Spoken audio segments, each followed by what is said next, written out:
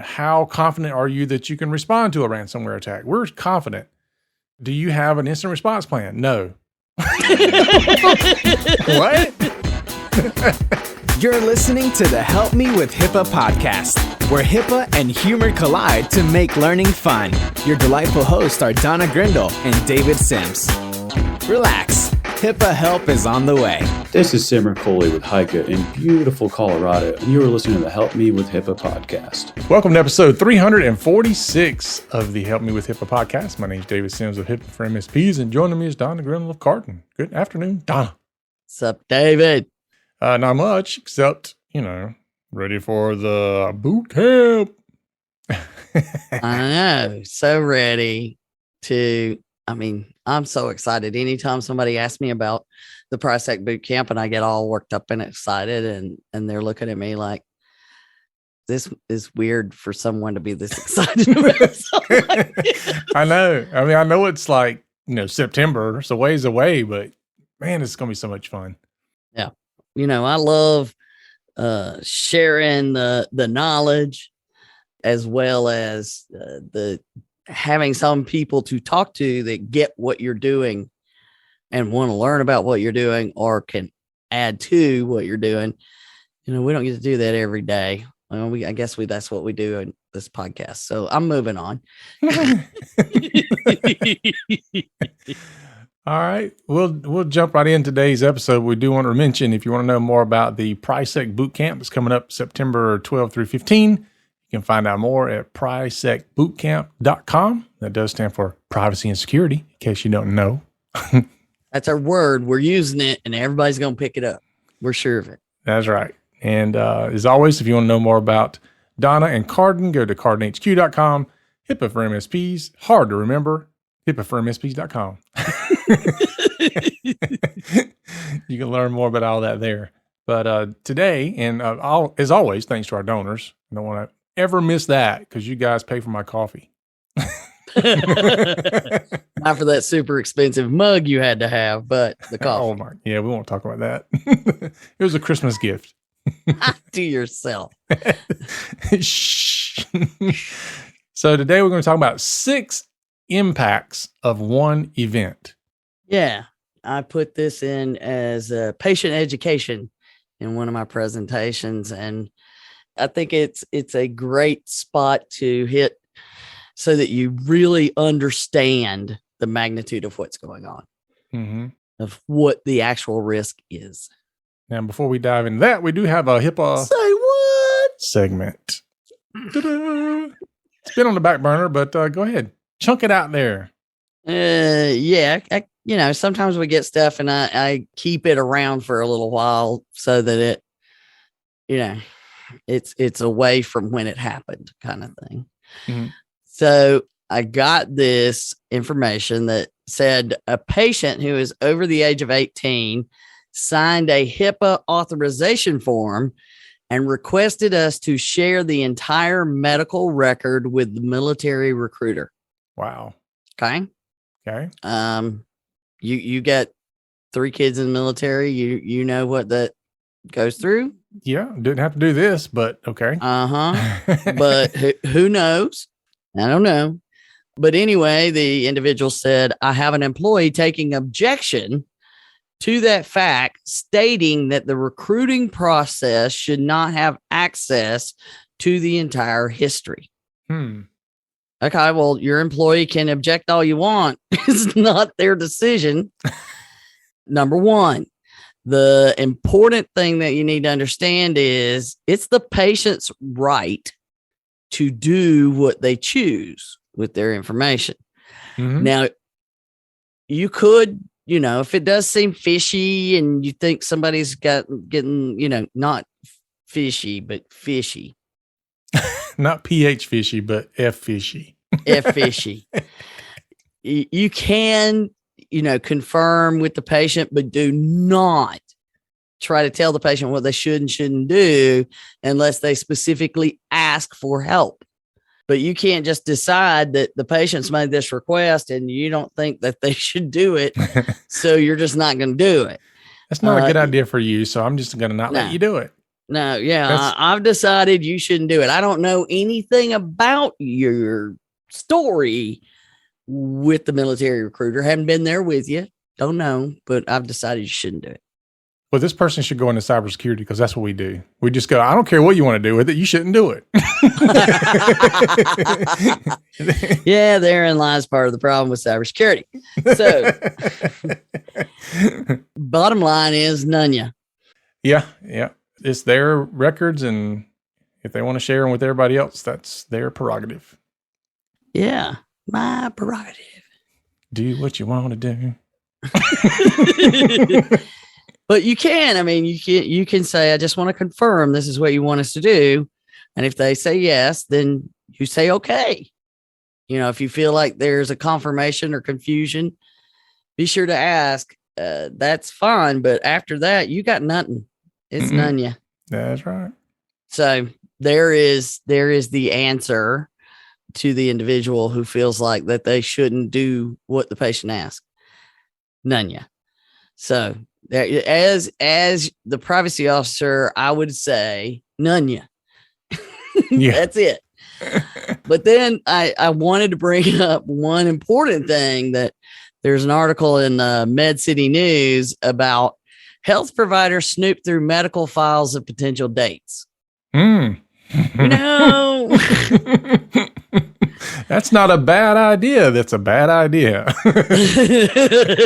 That's a very bad idea, because apparently, I mean, this article was talking about, we'll have a link to it. It's in hospitals and stuff like that, different sizes. But the bottom line is, we all know it's not whether it's a hospital or a covered entity. The bottom line is, if you have access to all this information, the likelihood that someone is doing that same thing, if you find one person doing it in any place, something that generic.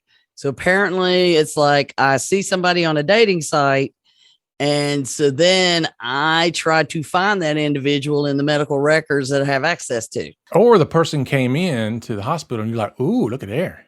Well, we have had that case where somebody sent a text message to a patient asking them out. I had to go to the ER years ago because I had a motorcycle accident. And, they pumped me full of morphine. They take me in. They cut all my clothes off of me for whatever reason. I don't know. Cut all my clothes off. They were worried about your level of existence continuing. Maybe. I was bleeding from everywhere, and bones. That might be why they cut everything off, David. Bones were, places they weren't supposed to be. But I was petrified that I was going to be getting dating requests after that.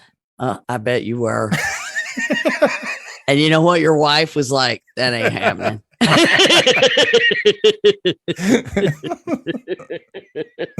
That's like, why are there so many nurses in my room? Give me some clothes. See. Okay, sometime when we're not recording, I'm going to let out all the things that I want to say right now. All right. Yeah, you're not going to Hims with me this year. So when this comes out, I'll be at Hims or on my way to Hims. And that's where I could get a chance to just let them all rip. Now, what am I going to do? I don't know. Anyways. All right. So now that we're completely off track, the bottom line is, if you have access to a bunch of patient information, whether you work at an accounting firm, they could do this anywhere, but you do not go through patient records swiping left and right. It's not what it's for. That is not your research database for matching people that you found on websites for matching people. No, but that's a pretty good idea for somebody to start a dating site based on health matches. You can see that next. They'll be having you sign up for that at the hospital. Would you like to be put into our healthcare match system? Just sign over your rights to privacy and all that kind of stuff. And then we'll throw it in, and AI will find your perfect match based on your healthcare information. I know, because nothing's worse than finding somebody you fall in love with and they have all these health issues. Okay, so on to the topic of the day. This is going to take a while at the rate we're going. 6 impacts of one event. You think that one's good? Yep. Yeah, we could probably come up with more, but this is how much trouble one single event, a privacy security event, could cause to your business. Okay. Number 1, a patient safety problem. That's the most important thing. And we talk about it, in 405D. That's one of the things as ambassadors and being in the program is trying to get people to see that cybersecurity does impact patient safety now. Oh, yeah. How many years? We're 7 years into the podcast almost. And I think there's a tagline we've been using. Yeah. About the same thing. Anyway, but the big issue here is I don't think people truly understand. And now we have cases like there's in Alabama, a woman who was in labor and goes to the hospital to have her baby, and the hospital is under a ransomware attack and they don't tell her, and the baby doesn't make it. And that's huge. And we've got the cases of where an ambulance shows up. This is in Germany. An ambulance shows up at a hospital. The hospital is having a ransomware attack, and they send them to the next hospital because they're overwhelmed. And we'll get into why they're overwhelmed in just a minute. And the patient didn't make it to the other hospital. I mean, these are just some of the cases. There's also cases where I can't get access to the records fast enough. And we all know there's evidence that directly relates. In fact, Josh Corman was on here, they had a report that directly relates being overwhelmed at the hospital to patient safety.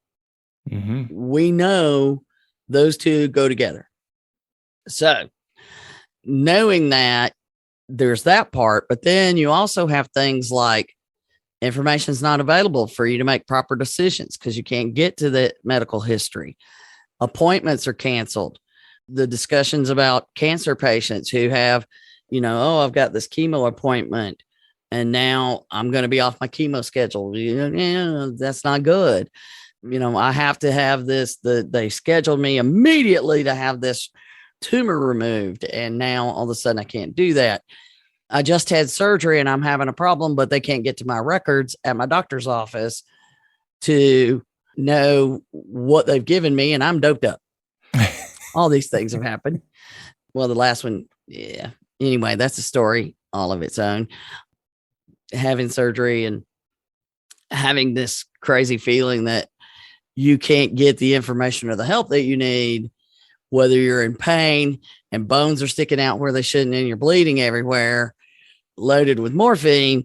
Same problem as, patients who are just trying to get the chemo or get the answers to lab tests, or there's a bazillion things that can be impacted that have a direct impact on patient safety. So keep that in mind as we discuss the other items. Mm-hmm. Okay, so I have to say this. I was using this in the presentation, and when we're talking about business interruption, and I'm like, how many people's business continuity plan is I'll go to paper? And nobody raises their hand. I was like, that's okay. I know. And then I see somebody lift a finger and wave it above the table, but that's it. Yeah, well, okay. Yeah. Yeah, it's like it's the same thing with somebody that's using their phone, their computer that makes phone calls. That's about, from 2017. And I'm like, okay, I'm not going to ask you to raise your hand if you got it, but you and I both know it's time. It's time. Mm-hmm. It's a computer that makes phone calls. It's time. But same kind of thing. I know that's what a lot of them have. Mm-hmm. I mean, how many times you heard it? All the time. Yeah. What's your business continuity plan? Go to paper. What is that? Well, have you tried it? How long have you tried it? Have you tried it where no computer access? We're going to turn them all off. And now we're going to continue treating patients. Yeah. Now, what's funny is when I ask, the series of questions, and I'll usually say, how important is this to you? And I'll ask like ransomware attacks and all these other things. And, a lot of times they'll be like, yeah, these things are important to us. And then I'll say, how confident are you that you can respond to a ransomware attack? We're confident. Do you have an instant response plan? No. What? We got to back up. That's our disaster recovery. Yeah. It's like we have no plan to deal with this, but we're confident we can do it well. It is the number one thing that you screw up in responding to anything is not having a plan. It's the number one thing you can do to make it better, and the number one thing that you cannot do to make it worse. It's like one of them I read today. I sent you a copy or a screenshot of it. Yeah, I'm going to use it next week. We'll cover it next week. Okay, we'll cover it next week. Then I won't talk about it. It goes perfectly with what I had planned for next week. It is quite eye-opening, though. I know it was. I'm like, this goes what? Perfect with what I was going to talk about. But business interruption, systems aren't available, minimal operations, phones going down. Mm-hmm. Hello, phones. Your phones are going down because they're tied in. Now they're all tied into the network. What you going to do? Smoke signals? I don't know. I have encrypted smoke signals. They've encrypted smoke signals. And you're going to have employees pull out their cell phones, and now patients are going to have all these numbers, and they're going to have numbers on their phones. I mean, you got to have a plan. Mm-hmm. What are you going to do? And even if you have a plan, your plan needs to understand everything will take longer. You will be operating in a minimal capacity. So not only will it take longer, but you won't be able to handle the volume you normally handle. Yep. And you're going to have, depending on the size of your organization, you're going to have key people that are tied up dealing with the incident, dealing with IT, dealing with potentially, insurance companies and lawyers and, forensics and your breach coach like me, who's in there trying to gather all of the ducks and say, let's get them all in a row, everybody, one at a time. But the big thing that people don't put into that plan is your business is trying to operate while it's shut down. Yeah, that's true. All the leadership diverted, bringing in extra people, diverted, systems unavailable. If you thought your systems were slow before, wait till they're not doing anything. Yep. You want to complain about a slow system? Take it away. Mm-hmm. That's like we had a client one time when somebody hit a power pole down the road from them. All the power goes out. And so we called them up because we got an alert that the server was offline. and so we called them up. What's going on? Somebody hit the power pole. We're out of power. We're shutting down and going home. And I'm like, okay, that's the instant response plan. Peace out. Yeah, I'm going. Fortunately, they're medical, but they're in a office that they can do that with. Not everybody can do that. That cannot be everybody's plan. Peace out. Yeah, I'm out. Yeah, y'all. They use their Friday response plan is what I call it, because they never show up to work on Fridays. Yeah, there's some of those that work that way. So keep that in mind and listen to what people tell you that have been through this. This idea of we'll just go to paper is not what you think it is. Mm-mm. First of all, you've got people who have never used paper to do their job, paper only. I mean, there's tons of people that have never worked in healthcare where everything was done on paper. And all those stupid little message pad things, remember the ones that were red and they wrote the stuff on it and you had a copy at the front desk and they ripped those off and run around and give them to people to make phone calls. Mm-hmm. And so even if your phones are working, you've got those things happening. And once you get back online, all that paper, it's not like you're like, okay, we don't need the paper anymore. Shred it. All that paper's got to go into the system. Yep. So we go to paper needs a plan for paper. You need a paper plan. That's right. All right. Number 3, one of your favorite ones to try to explain to them. Oh, reputation. Yeah. Bad news travels at the speed of light. We know that. Yeah, it does. And the staff's diverted, deals get put on hold. We have clients who, they had an incident and it was under control and handled, and because you can't prevent them, you can just be prepared for them. Mm-hmm. And they were prepared, handled it, but it still put a deal on hold. The other side wants to see, all right, I want to be able to see everything to make sure you really did handle it. And that other people that audit you and look at things and are you going to be sued and all this kind of stuff. That stuff happens. Yeah. Yeah. And that bad news travel fast thing. I mean, when you and I were watching the scripts thing on Facebook, you started seeing people, I'm going to find another provider and, I can't trust these people anymore. And I mean, a lot of anger toward the scripts folks. And, and there's a lot of assumptions like they weren't doing enough to protect us. And whether you were or you weren't, it doesn't matter at that point. People are already immediately drawing conclusions about how good you are, what you should have done properly, and all this stuff. Yeah, I remember some of those patients are like, what am I going to do? I'm never going to have my medical records again. Mm-hmm. Yeah. I mean, that's a real fear. Yeah. How can I trust them? How can I trust my records? They're already questioning the integrity of their data. Yeah. And you're still running around with your hair on fire. I mean, this is, yes, you can be prepared and have a plan. And even when you're prepared and you have a plan, that's going to be happening. Yeah. And you're going to have people going, when. And you got to know what you got to bring up first to get the next thing up, And when can you even start bringing it up? If you've got an attack, you've got to figure out what happened. Well, this is what boggles my mind when people say, I'm just going to have cyber liability insurance. And I'm like, but that you're ain't not going to avoid all these problems just because you have cyber liability. You still have a crap storm on your hand. I know. So far, cyber liability insurance isn't taking care of none of the things we just took you through. No. So it's like, it makes no sense. Yeah. It's not, oh, I got cyber coverage. Usually you're not going to have enough cyber coverage.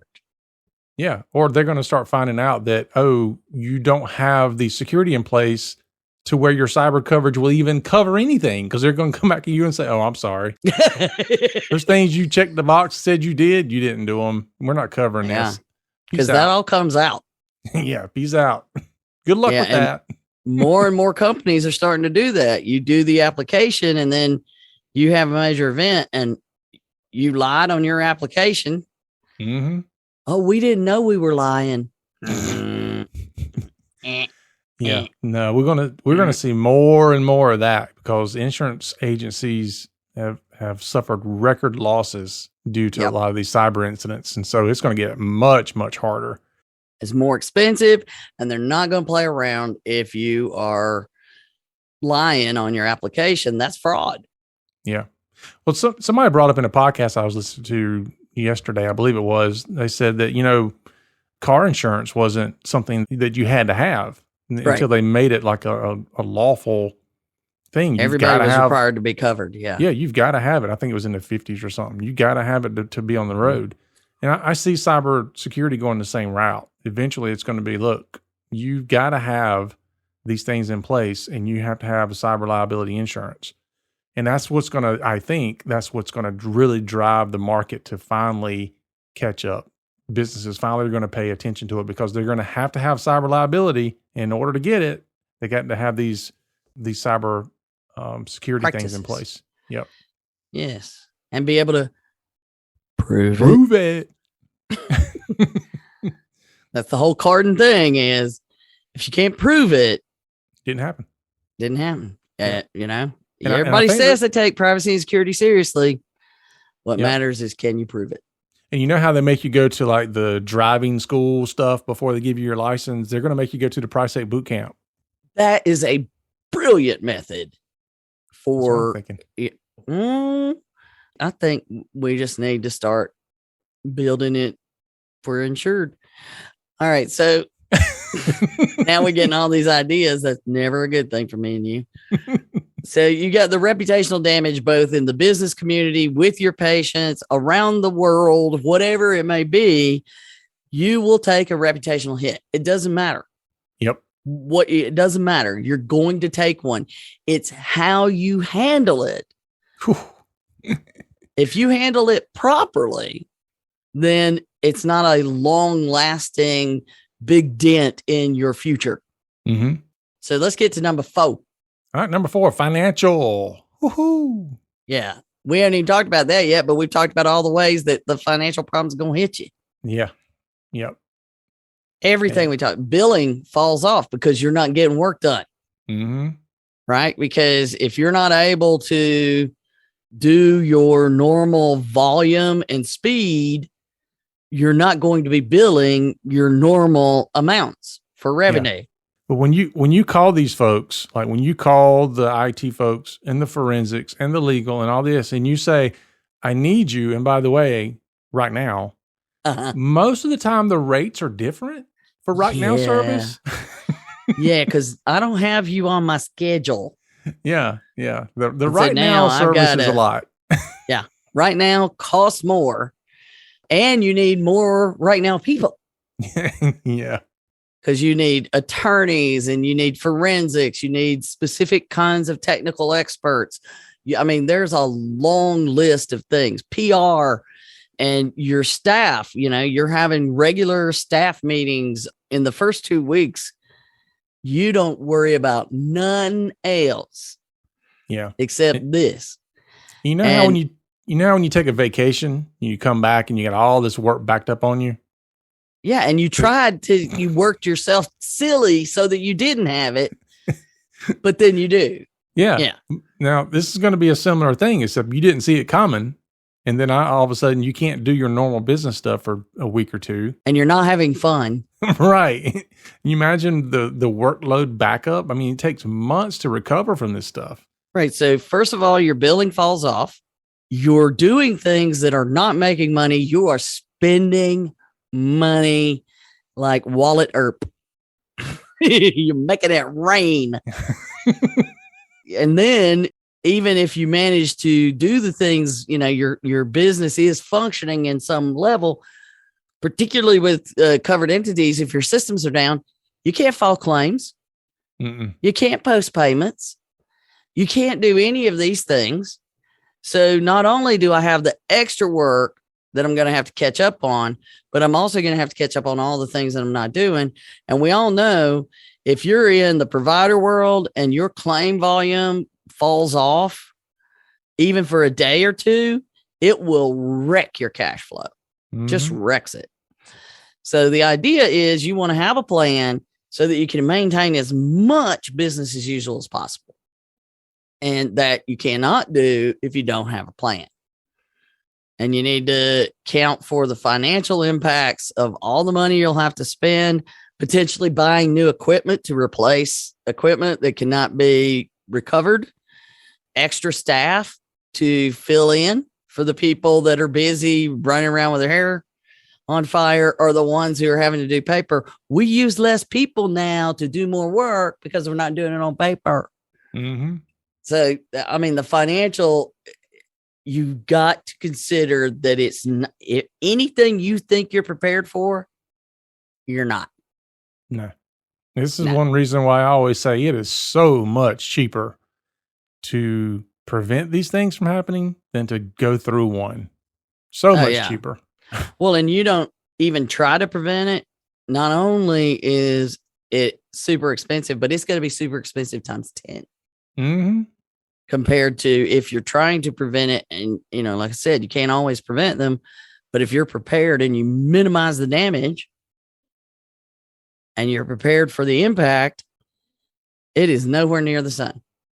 Well, that brings us to the other one that, if you can't prove it, it's going to be a problem, which is your liability. Oh, good Lord. Yes. My number one thing everybody always talks about that drives me crazy is this $1.5 million fines the government's going to give you if you're not doing HIPAA. And I'm like, that is the least of your concerns. Yeah, it is. They're going to get the last bite out of you. Mm-hmm. Almost always. Now they're going to be in there in the mix, but that ain't going to be the big bite. And in fact, their bite may not even happen. You're going to have the legal fees. You're going to have all the stuff. And if you can prove it, that goes away pretty quickly in comparison to all the other stuff. Mm-hmm. So the class actions, the malpractice. We just been covering recently the cases in New Jersey and New York where state law is coming into play. Yeah. Yeah. It just keeps going. And then I assure you, if you can prove that you were doing things, HHS and OCR are the least of your concerns. Because everybody else, get in line. And then the final one, everybody should understand how this feels after 2020. I know, right? Yeah. So the last impact would be the strategic impact. Like everything you plan for is just blown out the window. You should know how that feels. Mm-hmm. Yeah. And 2020, we did shred all of our business plans. You just shredded them. Yeah. It's gone. We've been able to limp along. 2021, we did okay. Not going to make any predictions about 2022. We're not that stupid anymore. Yeah. But you have some folks are still running around trying to recover from 2020 because they were down or they were closed for months or whatever the case might be. It's still a rippling effect. They couldn't adapt. No. And it's not that they didn't have the ability in some cases. It's that you couldn't. Like you had no choice. Yeah. And the big thing, healthcare is taking a huge hit in so many ways throughout this whole thing. So you're right. Strategic impacts are you can't quantify. You have no idea. There's too many variables. Yeah. But you need to be aware that will be impacted. Oh, absolutely.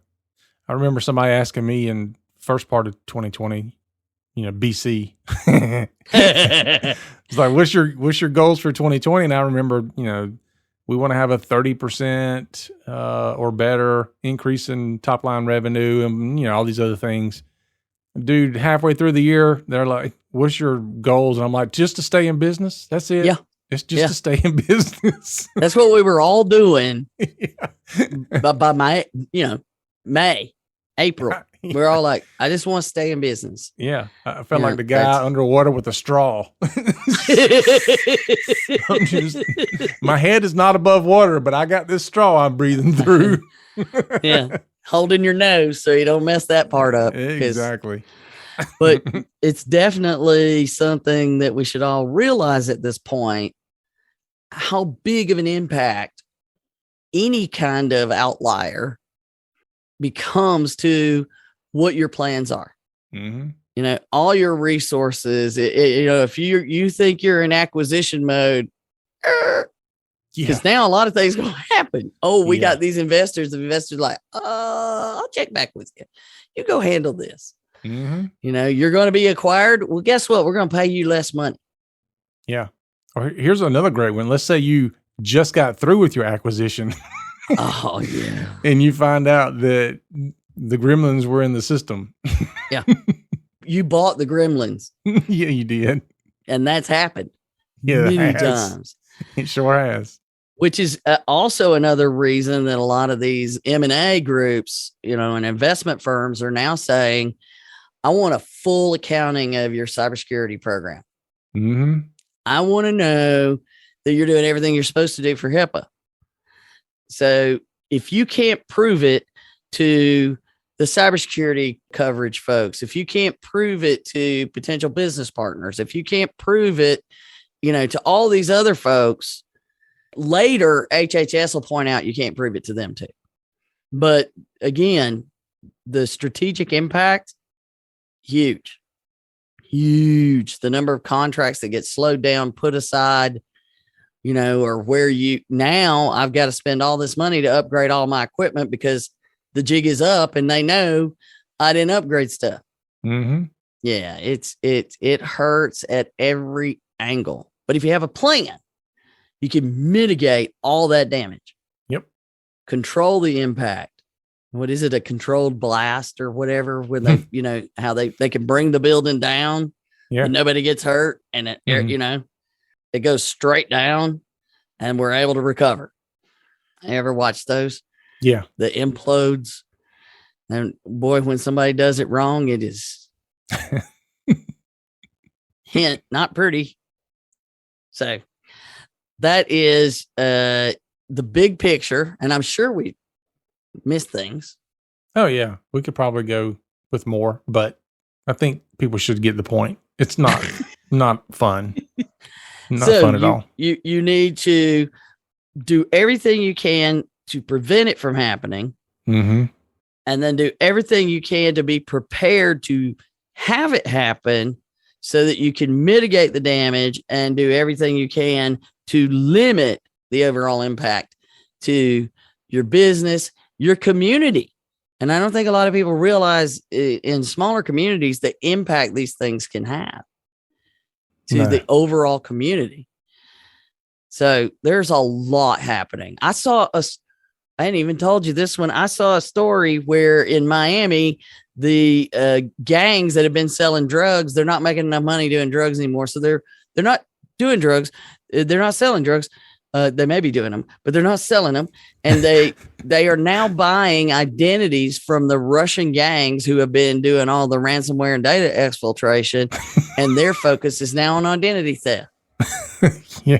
The drug gangs are now doing cyber crime. Well, think about the risk involved of selling drugs versus the risk involved of cybercrime.